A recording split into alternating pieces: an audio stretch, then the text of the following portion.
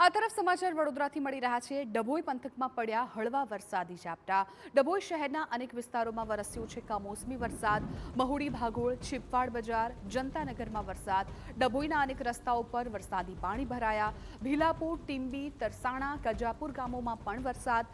ડભોઈ પંથકમાં વરસાદી ઝાપટાએ ખેડૂતોની વધારી ચિંતા। વડોદરામાં માવઠાએ ડાંગર પકવતા ખેડૂતોની ચિંતા વધારી। ડભોઈ તાલુકામાં ડાંગરના પાકમાં મોટા પાયે નુકસાન। ખેતરોમાં ડાંગરનો તૈયાર ઊભો પાક નમી પડતા નુકસાન। બહાર કાઢેલો ડાંગરનો પાક તાડપત્રી ઢાંકી બચાવવાના પ્રયાસ। અનેક પ્રયાસો છતાં પાકમાં પાણી ઘૂસી જતા ડાંગર પલળી ગયો। વધુ વરસાદ વરસે તો કપાસ, તુવેરમાં પણ નુકસાની છે ભીતિ। નુકસાની અંગે સર્વે બાદ નથી મળતો વળતરનો લાભ તેવું ખેડૂતો કહી રહ્યા છે।